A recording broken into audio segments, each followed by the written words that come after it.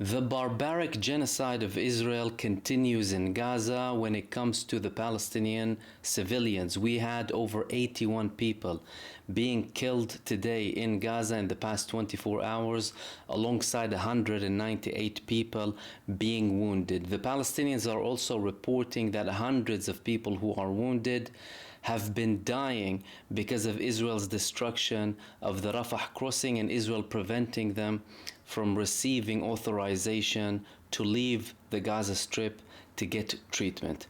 However, on the resistance fronts, we're seeing a lot of developments and a lot of improvement from the resistance, which is something extremely significant, judging by the level of the Israeli destruction when it comes to Gaza and how long this genocide has been going for and how long this barbarism and destruction have been going for. We had Israel reporting a few days ago that it had a very difficult night in Gaza Strip without declaring anything. Now, obviously, the Palestinian resistance, they start publishing information after these things get into effect, after they conduct these actions against the Israeli forces. And today we had the evidence coming out from Al-Qassam brigades, the armed wing of Hamas, about massive operations several days ago in Tell el-Hawa neighborhood in Gaza. Between the hours of 4 a.m. and 8 a.m. in the morning, the Palestinian resistance had multiple ambushes and side bombs that were exploded in Israeli forces. We had over 5 attacks in total. Many of them were through planted devices in Gaza, and in 2 of these incidents, we had Palestinian resistance fighters confronting the Israeli soldiers, fighting them, and then withdrawing.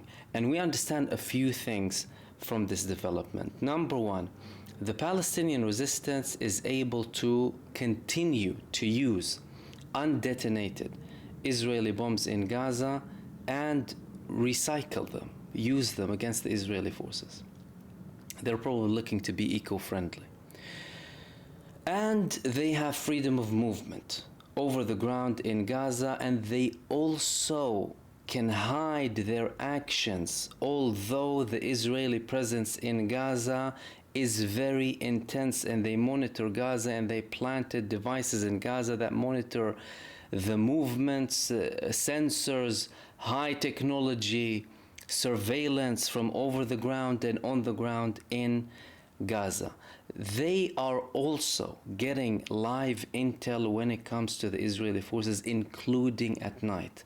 So with some of these attacks that happened at 4 a.m., it was dark. It was completely dark, and the Palestinians, they don't have technology with night vision, but despite that, with their basic capabilities, they managed to monitor the Israeli occupying forces in Gaza and take them down in multiple parts.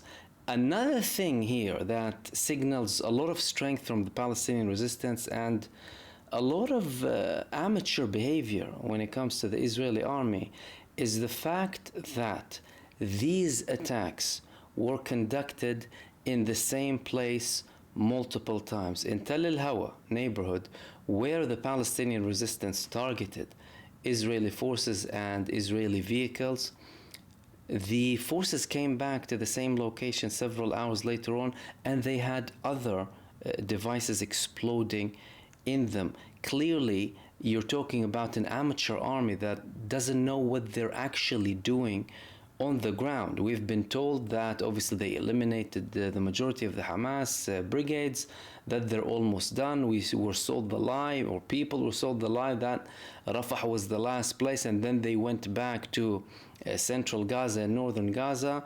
All of these things prove time after time that this military campaign in Gaza is a complete failure, that Israel's intentions are the civilians of Gaza and the destruction of the infrastructure in Gaza, because they know very well that the Palestinian resistance cannot be defeated, especially with them improving 10 months in to this genocide and everything always clarifies how this is all motivated by Benjamin Netanyahu's ambitions and his personal goals when it comes to the war and the day after the war.